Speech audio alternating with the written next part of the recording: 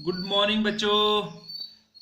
बेटा आज जो हमारा नेक्स्ट टॉपिक है वो है मेथड्स ऑफ चेंजिंग फ्रिक्शंस। ठीक है, मतलब हमें कई बार चेंजिंग मतलब हमें फ्रिक्शन को इंक्रीज भी करना पड़ता है, कई बार हमें फ्रिक्शन को डिक्रीज करना पड़ता है, कम करना पड़ता है।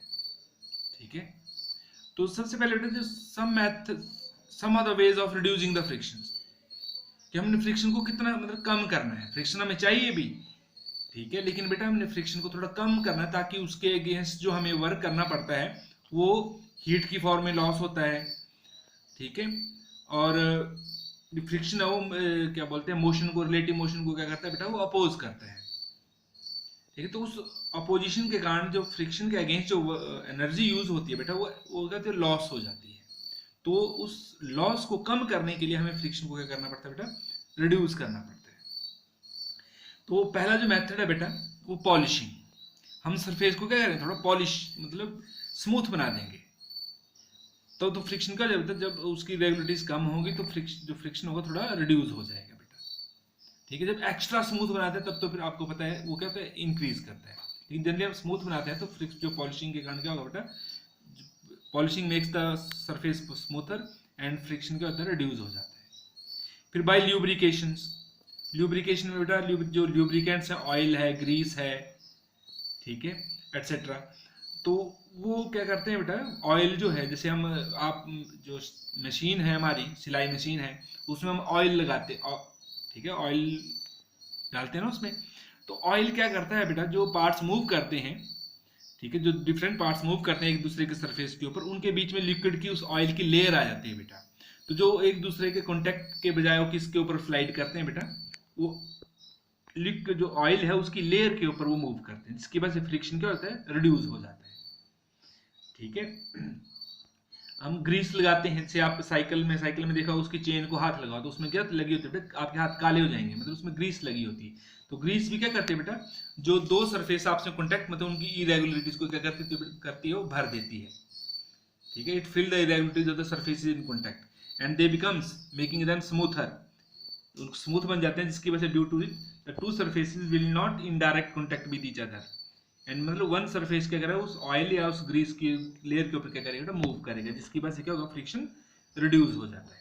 तो ल्यूब्रिकेशन समझ में आ गया, जो ऑयल लगा के या ग्रीस करके हम बेटा दो सरफेसेस को क्या बना सकते हैं, स्मूथ, मतलब एक दोनों की इरेगुलरिटीज को जो ऑयल है या ग्रीस है वो भर देती है, जिसकी वजह से फ्रिक्शन क्या हो जाता है बेटा, रिड्यूस हो जाता है।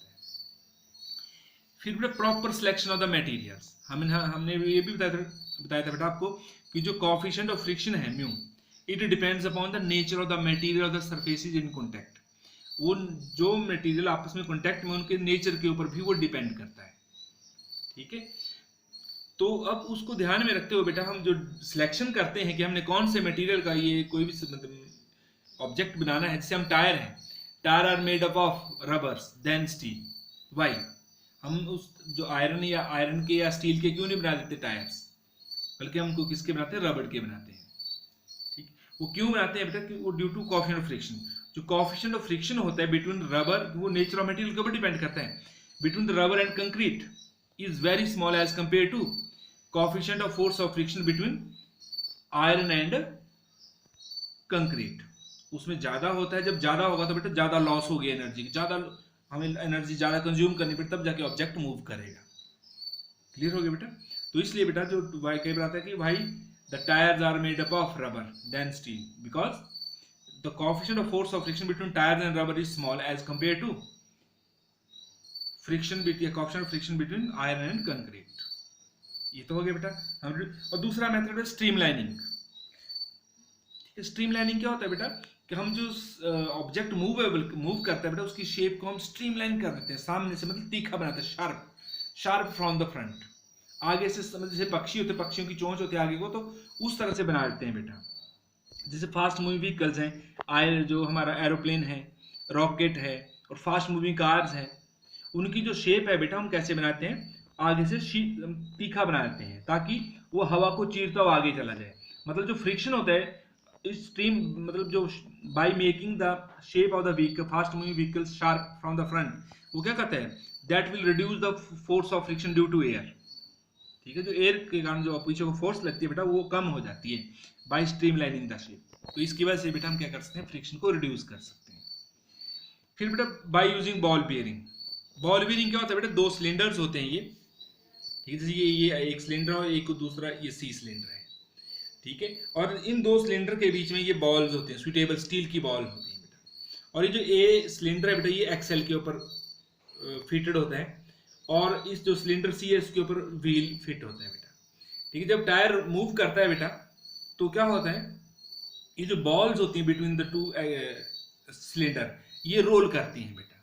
अगर ये बॉल नहीं होती तो इस एक्सेल ये वाला सिलेंडर है इसने किसके ऊपर रोल स्लाइड करना था, एक जो अंदर वाला सिलेंडर इसके ऊपर स्लाइड करना था, ठीक है, लेकिन बॉल की वजह से वो वही स्लाइडिंग फ्रिक्शन किसमें कन्वर्ट हो गया, रोलिंग फ्रिक्शन में, and rolling friction is very very less than the sliding friction, ठीक है। तो जो ये बॉल बीयरिंग की वजह से हम फ्रिक्शन को क्या कर देते हैं बेटा, रिड्यूस कर देते हैं। क्लियर हो गया बेटा। तो ये कुछ मेथड है बेटा टू रिड्यूस द फ्रिक्शन, ठीक है। लेकिन कई बार ऐसी सिचुएशन होती है बेटा जिसमें हमें फ्रिक्शन को रिड्यूस नहीं क्या करना पड़ता है, इंक्रीज करना पड़ता है, ठीक है। जैसे हमें पता है बेटा जब भी जब भी हम किसी सरफेस के ऊपर चलते हैं बेटा तो हमारे पैरों और सरफेस के बीच में क्या होता है, फोर्स ऑफ फ्रिक्शन, हम उसको धक्का देते हैं और फोर्स ऑफ फ्रिक्शन क्या करता है, हमें आगे को रिएक्शन देता है, ठीक है। तो वो अगर वो फोर्स ऑफ फ्रिक्शन नहीं होता बेटा तो हमें क्या, हम तो स्लिप कर जाएंगे वहां से। तो वहां पर हमें चलने के लिए किसकी जरूरत पड़ती है, फोर्स ऑफ फ्रिक्शन की, ठीक है। कई बार बेटा से जो कई बार जो ऑर्डिनरी डे रोड होते हैं जो हमारे, उसमें जो टायर होते हैं कई बार घिस गए होते हैं या कई बार वेट होते हैं, ठीक है।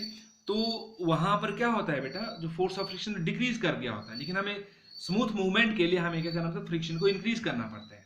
जैसे some ways of increasing friction, on a rainy day हम क्या करते हैं बेटा, हम we throw sand on the slippery ground. Why? On rainy day we throw sand on the slippery ground. क्यों बेटा? क्योंकि जो रेनी डे में फोर्स ऑफ फ्रिक्शन क्या हो चुका होता है बेटा, कम। तो उस फोर्स ऑफ फ्रिक्शन को इंक्रीज करने के लिए हम वहां पर थोड़ी क्या कहते हैं, रेत फेंक देते हैं, जिसकी वजह से क्या होता है, this increases the friction between the our feet and the ground. जो हमारे पैरों और ग्राउंड के बीच फोर्स ऑफ फ्रिक्शन, क्योंकि रेत की वजह से क्या इंक्रीज कर जाएगा, और जो चांसेस ऑफ स्लीपिंग रिड्यूस, जो स्लीपिंग के चांस हैं वो रिड्यूस हो जाते हैं। ऐसा नहीं कि नहीं कर सकते, हो सकते हैं स्लीपी, लेकिन रिड्यूस हो जाएंगे चांस, मतलब फ्रिक्शन की यहाँ पर इंक्रीज कर, जिसकी वजह से हम थोड़ा सा पहले के कंपेरिजन में इजीली वॉक कर सकते हैं, एंड जो चांस ऑफ स्लीपिंग है वो थोड़े क्या हो जाएंगे, रिड्यूस हो जाएंगे। क्लियर हो गया। फिर क्वेश्चन आता है बेटा कि on a rainy day why we throw sand on the slippery road, because it increases the force of friction between the feet and the ground and therefore chance of slipping reduce. वैसे बेटा जैसे कई बार जो snow गिरती है तो snow जो है रोड के ऊपर क्या कर देती है बेटा, रोड को स्लिपरी कर देती है। तो जो व्हीकल होते हैं वो इजीली मूव, हम चाहे व्हीकल हो चाहे कोई भी पर्सन हो, जो मूव करे तो वहां पर स्लिप कर सकते हैं। तो वहां पर भी बेटा हम सैंड स्प्रेड करते हैं on the track covered with snow. Why? वही same reason, because when we throw the sand the force of friction between the wheel and the track increases and the driving becomes safer. तो driving थोड़ी safe बन जाती है। Clear हो गया बेटा।